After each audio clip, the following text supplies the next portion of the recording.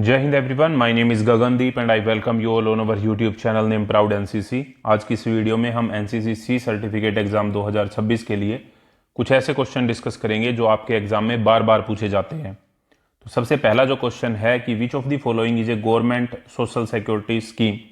निम्नलिखित में से सरकार की सामाजिक सुरक्षा योजना कौन सी है।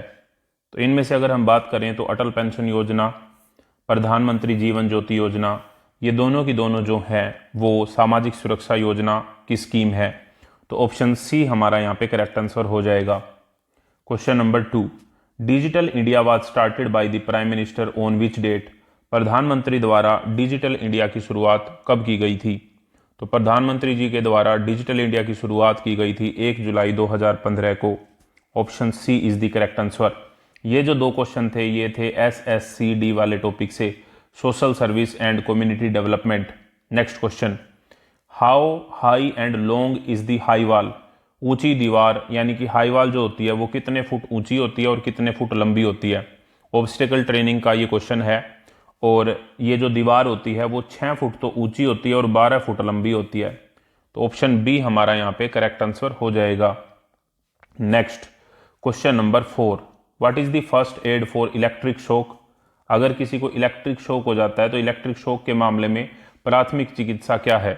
तो इलेक्ट्रिक शॉक के मामले में सबसे पहले लाइट को बंद कर दें, स्विच ऑफ द लाइट, सही है। आर्टिफिशियल रेस्पिरेशन, कृत्रिम श्वसन दें। Treat for shock and burn, सदमे और जलने के लिए इलाज करें। तो ऑप्शन डी हमारा यहाँ पे सही जवाब हो जाएगा, all of the above. Question number 5, how many obstacle are there in the obstacle training course for NCC cadets. NCC cadets के लिए ऑब्स्टिकल ट्रेनिंग ट्रैक में कितनी बाधाएं होती हैं। तो सामान्यतः 10 बाधाएं होती हैं। ऑप्शन ए हमारा यहां पे करेक्ट आंसर है। Question number 6, where does para jumping take place. Para jumping कहां पर होती है। तो पैरा जंपिंग होती है आगरा के अंदर। ऑप्शन डी यहां पे सही जवाब है।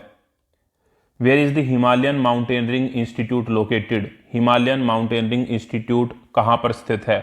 तो हिमालयन माउंटेनिंग इंस्टीट्यूट दार्जिलिंग में स्थित है। आपको कमेंट बॉक्स में यह बताना है कि दार्जिलिंग कौन से राज्य में पड़ता है। Question number 8, on the basis of demarcation border are of how many type. सरहद बंदी के अनुसार बॉर्डर कितने प्रकार के होते हैं। तो बॉर्डर सरहद बंदी के अनुसार 2 प्रकार के होते हैं, एक होते हैं नेचुरल बाउंड्री और एक होती है man made boundary. Natural boundary कैसे, कोई नदी है, कोई मान लो एक कंट्री इस साइड है एक कंट्री इस साइड है, तो ये नदी जो है वो नेचुरल बाउंड्री का काम करती है।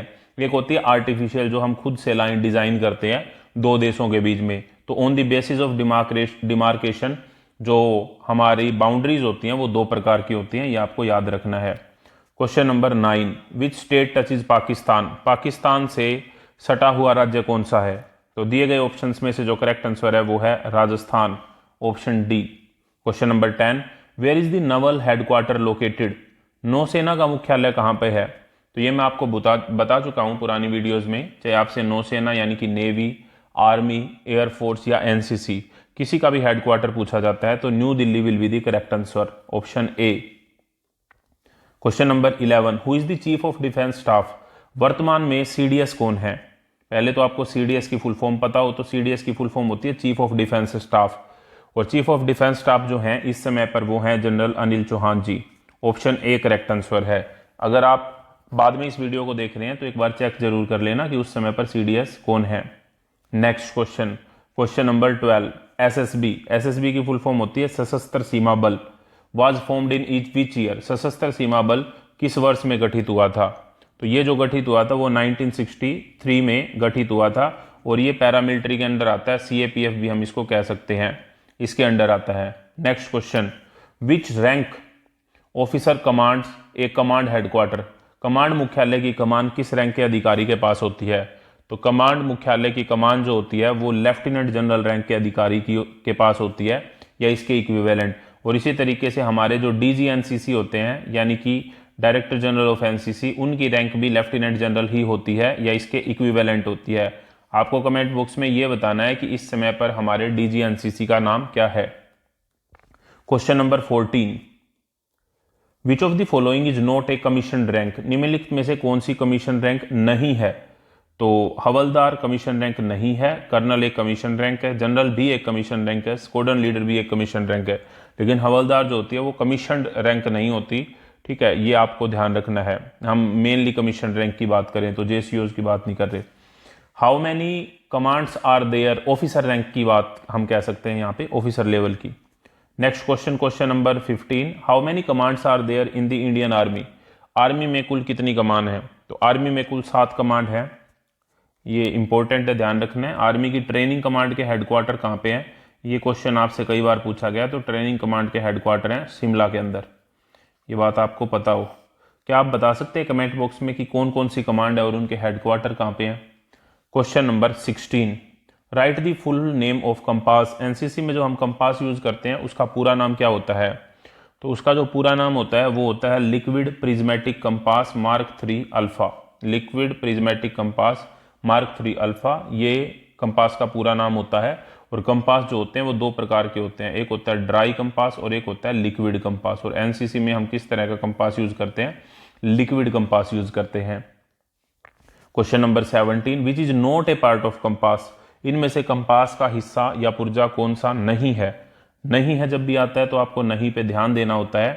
तो थंब रिंग होती है कंपास में, हेयर लाइन भी होती है, नोच भी होती है, बेस जो है इसका हिस्सा नहीं होता है। Next question, north south east and west are known at which directions. उत्तर दक्षिण पूर्व और पश्चिम किन दिशाओं के रूप में जाने जाते हैं? इन्हें हम कार्डिनल पॉइंट्स बोलते हैं। जिस तरह से हम बोलते हैं कि डायरेक्शन, मेन डायरेक्शन जो है वो 4 होती हैं, इसी तरीके से आपसे पूछा जा सकता है कि कितने कार्डिनल पॉइंट्स होते हैं। तो कार्डिनल पॉइंट्स भी 4 होते हैं, ईस्ट वेस्ट नॉर्थ और south. Next question, how many types of north are there. उत्तर जो होते हैं वो कितने प्रकार के होते हैं? तो उत्तर जो होते हैं वो 3 प्रकार के होते हैं। एक होता है ट्रू नॉर्थ, जिसे हम वास्तविक उत्तर बोलते हैं, ट्रू नॉर्थ को वास्तविक उत्तर बोला जाता है। एक होता है मैग्नेटिक नॉर्थ, मैग्नेटिक नॉर्थ उसे हम चुंबकीय उत्तर बोलते हैं, मैग्नेटिक नॉर्थ को चुंबकीय उत्तर बोला जाता है। और एक होता है ग्रिड नॉर्थ, ग्रिड नॉर्थ को ग्रिड उत्तर बोला जाता है। जो वास्तविक उत्तर जो हम पोल स्टार से यानी कि ध्रुव तारे से जिस उत्तर का हमें पता चलता है वो वास्तविक उत्तर है। कंपास जिस उत्तर को इंडिकेट करता है, क्योंकि कंपास में मैग्नेटिक नीडल होती है तो वो मैग्नेटिक नॉर्थ को करता है। और ग्रिड जो मैप के ऊपर जो नॉर्थ होता है, ग्रिड लाइंस के माध्यम से हम देखते हैं, उसे हम ग्रिड उत्तर बोलते हैं। तो इस हिसाब से 3 तरह के उत्तर होते हैं। इंपॉर्टेंट क्वेश्चन है, याद रखना है आपको। Question number 20, full form of GPS. GPS की फुल फॉर्म क्या होती है? तो जीपीएस की फुल फॉर्म होती है global positioning system, option A. और जीपीएस कौन सी कंट्री का है? यूएसए का है। ये बात भी आप याद रख सकते हैं। Question number 21, methods to identify object from map to ground are. मानचित्र से जमीन तक वस्तुओं को पहचान करने के तरीके क्या क्या हैं?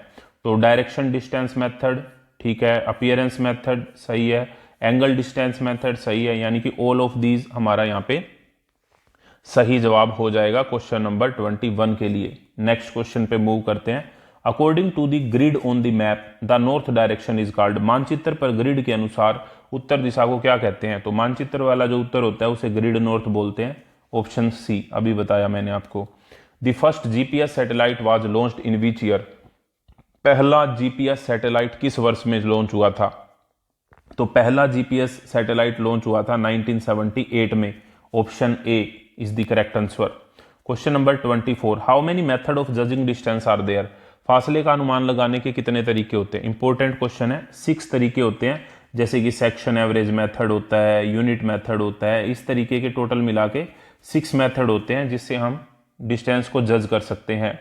Question number 25, how many types of section formation are there. Section formation कितने प्रकार की होती हैं? तो सेक्शन फॉर्मेशन कुल 6 प्रकार की होती हैं। अगेन क्या आप बता सकते हैं कि वे 6 के नाम क्या हैं? जैसे spear head formation, arrow head formation, इस तरह से। Next question, how many types of ground are there based on distance. ये बात इन्होंने मेंशन कर रखी है कि जमीन कितने प्रकार की होती है दूरी के आधार पर। तो दूरी के आधार पर जमीन जो होती है वो 3 प्रकार की होती है। एक होता है फोरग्राउंड, एक होता है मिड ग्राउंड, एक होता है बियॉन्ड। ठीक है, 4 जो होता है वो होता है 0 से 300 मीटर तक। ठीक है, मिड होता है 300 मीटर से 500 मीटर तक, और 500 मीटर से जो अधिक होता है उसको हम बियॉन्ड बोलते हैं। तो on the basis of distance जो ग्राउंड होते हैं वो 3 तरह के होते हैं। Next question, question number 27, what are the objective of adventure training. साहसिक प्रशिक्षण के उद्देश्य क्या है? तो साहसिक प्रशिक्षण में डेवलप लीडरशिप नेतृत्व का विकास करना सही है। डेवलप एंड्योरेंस सहन शक्ति का विकास करना। बिल्ड कॉन्फिडेंस आत्मविश्वास बढ़ाना। तो ऑप्शन डी हमारा यहाँ पे करेक्ट आंसर हो जाएगा, ऑल ऑफ दी अबो, उपरोक्त सभी। क्वेश्चन नंबर 28, इसकी पीडीएफ के बारे में मैं आपको बता दूं कि इसकी पीडीएफ को आप free of cost Telegram channel से डाउनलोड कर सकते हैं और टेलीग्राम चैनल का लिंक आपको इसी वीडियो के पहले कमेंट में मिल जाएगा, वहां से जाके आप इसकी पीडीएफ को फ्री ऑफ कॉस्ट डाउनलोड कर सकते हैं। Question number 28, which of the main instrument to measure the ascent और डिसेंट इन पैरासेलिंग, पैरासेलिंग में चढ़ाई और उतराई मापने के लिए मुख्य उपकरण क्या है? तो उसे हम बोलते हैं वेरियोमीटर, ऑप्शन डी। जबकि बैरोमीटर जो होता है वो एटमॉस्फेरिक प्रेशर को मेजर करने के लिए यूज होता है। एटमॉस्फेरिक प्रेशर यानी कि वायुमंडलीय जो दबाव होता है उसको मेजर करने के लिए हम बैरोमीटर का यूज करते हैं। स्पीडोमीटर स्पीड के लिए होता है, एल्टीमीटर एल्टीट्यूड के लिए होता है, और हमारा जो एसेंट और डिसेंट पैरासेलिंग में मापने के लिए वेरियोमीटर होता है। Question number 29, what action is taken when the section comes under fire, section के ऊपर फायर आने पर कौन सी कार्रवाई की जाती है? सेक्शन, एक इन्फेंट्री सेक्शन के अंदर कितने जवान होते हैं? तो 10 जवान होते हैं, ये क्वेश्चन आपको पता होना चाहिए। और जब जवानों के ऊपर फायर आती है तो क्या एक्शन लिया जाएगा? ऑब्वियस सी बात है, दौड़ा जाएगा, लाई डाउन किया जाएगा या क्रॉल किया जाएगा, ऑब्जर्व किया जाएगा और फिर पलटकर फायर की जाएगी। तो उपरोक्त सभी यानी कि option D will be the correct answer. Question number 30, which movement is used in the night march, रात्रि मार्च में कौन सी चाल का इस्तेमाल किया जाता है? तो इनमें से रात्रि मार्च में घोस्ट वॉक का इस्तेमाल किया जाता है। भूत रात को आते हैं तो आप घोस्ट वॉक रात के लिए याद रख सकते हैं इस ट्रिक के द्वारा। Question number 31, how many types of patrol are there, patrol कितने प्रकार के होते हैं? तो पेट्रोलिंग जो होती है वो 2 प्रकार की होती है, एक होती है रैक की पेट्रोल और एक होता है प्रोटेक्टिव पेट्रोल। एक होती है रैक की पेट्रोल और दूसरी होती है प्रोटेक्टिव पेट्रोल। ये 2 तरह की पेट्रोलिंग होती है, इंपॉर्टेंट है। Question number 32, which of the following is not included in the battle craft, निम्नलिखित में से क्या युद्ध कला में शामिल नहीं है? तो field signal, section formation, fire control order ये तो हैं, फायर एंड मूव बैक जो है ये शामिल नहीं है। Question number 33, how many types of ammunition are fired from INSAS rifle, INSAS rifle से कितने प्रकार के एम्यूनिशन जो है वो फायर किए जाते हैं? तो सबसे पहले तो हमें इंसास की फुल फॉर्म का पता होना चाहिए। इंसास की फुल फॉर्म होती है Indian new small arm system, ये इंसास की फुल फॉर्म होती है। कई जगह पे सिर्फ इतना दिया होता है कि इंडियन स्मॉल आर्म सिस्टम, तो वो ऑप्शंस के हिसाब से आप देख सकते हैं। और इंसास राइफल से जो एम्यूनिशन फायर किया जाता है वो कितने टाइप का होता है? तो वो 4 टाइप का होता है। इंपॉर्टेंट क्वेश्चन है, याद रखना। नेक्स्ट क्वेश्चन है question number 34, when did the Shimla agreement take place, Shimla समझौता कब हुआ था? तो शिमला समझौता जो 1971 का वॉर हुआ था ना, जिसमें हमने बांग्लादेश को आज़ाद करवाया था। भारत पाकिस्तान वॉर हुआ था 1971 के अंदर, भारत पाकिस्तान वॉर, भारत पाकिस्तान युद्ध हुआ था 1971 में, जिसमें हमने पाकिस्तान को हराया। पाकिस्तान के 90,000 प्लस सैनिक जो है उन्होंने आत्मसमर्पण किया, लगभग 93,000 सैनिक थे।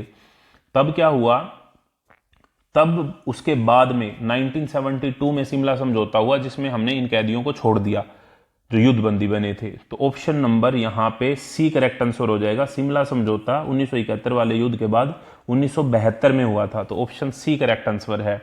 Question number 35, what are the qualities of an infantry, infantry को हम हिंदी में पैदल सेना बोलते हैं। क्या बोलते हैं बेटा? पैदल सेना। तो इन्फेंट्री की क्या विशेषताएं होती हैं? तो इन्फेंट्री सेल्फ रिलायंट होती है, आत्मनिर्भर होती है, पैदल चलने की क्षमता होगी, ऑब्वियस सी बात है, नाम ही पैदल सेना है। और एडेप्टिबिलिटी, मौके के मुताबिक ढलना। तो option D is the correct answer हो जाएगा क्वेश्चन नंबर 35 के लिए। Question number 36, how many soldiers are there in a section, एक सेक्शन में कितने जवान होते हैं? तो एक सेक्शन में कुल मिला के 10 जवान होते हैं। और जब दूरी का हम पता लगाते हैं तो उसमें एक तरीका होता है सेक्शन एवरेज, सेक्शन एवरेज। और सेक्शन एवरेज तरीके का यही मतलब होता है कि सेक्शन में जितने भी जवान हैं सभी से पूछ लिया जाता है कि आपको इस ऑब्जेक्ट की कितनी दूरी लग रही है, और फिर सभी की एवरेज यानी कि औसत ले लिया जाता है, और उस तरीके को हम सेक्शन एवरेज या सेक्शन औसत मेथड बोलते हैं। Question number 37, how many LMG are there in a section, एक सेक्शन में कितनी LMG होती हैं? सबसे पहले आपको LMG की फुल फॉर्म पता हो। LMG की फुल फॉर्म होती है light machine gun, light machine gun, ठीक है। और एक सेक्शन में LMG कितनी होती है? तो एक सेक्शन के अंदर एक ही LMG होती है। ऑप्शन ए हमारा यहाँ पे सही जवाब हो जाएगा। Which weapon is the personal weapon of a soldier, एक सिपाही का व्यक्तिगत हथियार कौन सा होता है? तो एक सिपाही का जो व्यक्तिगत हथियार होता है वो होती है इंसास राइफल, ऑप्शन ए। आपको कमेंट बॉक्स में इंसास की, एसएलआर की और एलएमजी की फुल फॉर्म बतानी है, ताकि मुझे पता लगे कि आपको कितनी चीजें समझ में आ रही हैं। ये सभी को बताना है। इंसास की फुल फॉर्म क्या होती है, एसएलआर की फुल फॉर्म क्या होती है और एलएमजी की क्या होती है। अभी कमेंट करना है वीडियो को रोक के। Next question, full form of LMG. LMG की फुल फॉर्म क्या होती है? तो एलएमजी की फुल फॉर्म होती है light machine gun. Option A will be the correct answer, light machine gun. Question number 40, full form of SLR. SLR की full form क्या होती है? तो एसएलआर की फुल फॉर्म होती है self loading rifle, self loading rifle, option A. Question number 41, Shimla agreement was signed between India and which country. Shimla समझौता जो हुआ था वो किन दो देशों के बीच हुआ था? तो मैंने अभी आपको बताया कि 1971 के युद्ध के बाद में 1972 में 1972 में शिमला एग्रीमेंट हुआ था, और ये हुआ था 1972 में भारत और पाकिस्तान के बीच में। ठीक है, अब ये बात भी आपको याद रखनी है कि 1971 का जो वॉर हुआ था उस समय पे हमारी जो पीएम थी वो थी श्रीमती इंदिरा गांधी जी। तो इंदिरा गांधी जी उस टाइम पे पीएम थी, शिमला एग्रीमेंट भी के टाइम पे भी। तो ये बात भी आप याद रख सकते हैं। Next question, what is the highest gallantry award during war. युद्ध के दौरान वीरता का सर्वोच्च सम्मान कौन सा है? तो युद्ध के दौरान जो वीरता का सर्वोच्च सम्मान है वो है परमवीर चक्र, जिसे हम पीवीसी भी बोलते हैं। परमवीर चक्र सबसे पहला मिला था 1947 में, और सबसे पहले परमवीर चक्र प्राप्त करता थे major Somnath Sharma ji. Important question है, मेजर सोमनाथ शर्मा जी को पहला परमवीर चक्र मिला था। इसके अलावा जो फेमस परमवीर चक्र की अगर हम बात करें तो 1999 में जो कारगिल वॉर हुआ था, कारगिल युद्ध हुआ था, उस समय पर जो परमवीर चक्र मिला था वो मिला था कैप्टन विक्रम बत्रा जी को। कैप्टन विक्रम बत्रा जी, जिनका एक कथन है ये दिल मांगे मोर, ठीक है, तो उन्हें मिला था 1999 के अंदर। टोटल अब तक कुल मिला के 21 परमवीर चक्र मिल चुके हैं। ये बात भी आपसे पूछी जा सकती है। Question number 43, what is the highest gallantry award in the peace time. इस बात का ध्यान रखना है, वॉर के टाइम पे जो है वो है परमवीर चक्र। शांति काल के दौरान वीरता का सर्वोच्च सम्मान कौन सा है? तो शांति काल के दौरान वीरता का सर्वोच्च सम्मान है Ashoka Chakra, option B. Question number 44, who is the supreme commander of the Indian army armed forces. भारतीय सेना का सर्वोच्च कमांडर कौन होता है? तो भारतीय सेना के जो सर्वोच्च कमांडर होते हैं वो प्रेसिडेंट होते हैं। इन्हें फर्स्ट सिटीजन ऑफ इंडिया के नाम से भी जाना जाता है। फर्स्ट सिटीजन ऑफ इंडिया के नाम से भी प्रेसिडेंट को जाना जाता है। आपको कमेंट बॉक्स में ये बताना है कि इस समय पर हमारे राष्ट्रपति का क्या नाम है। आर्म्ड फोर्सेज की अगर हम बात करते हैं तो इसमें आती हैं आर्मी, नेवी और एयरफोर्स। आर्मी, नेवी और एयरफोर्स, और ये तीनों के तीनों मिनिस्ट्री ऑफ डिफेंस के अंडर आती हैं, मिनिस्ट्री ऑफ डिफेंस के अंडर।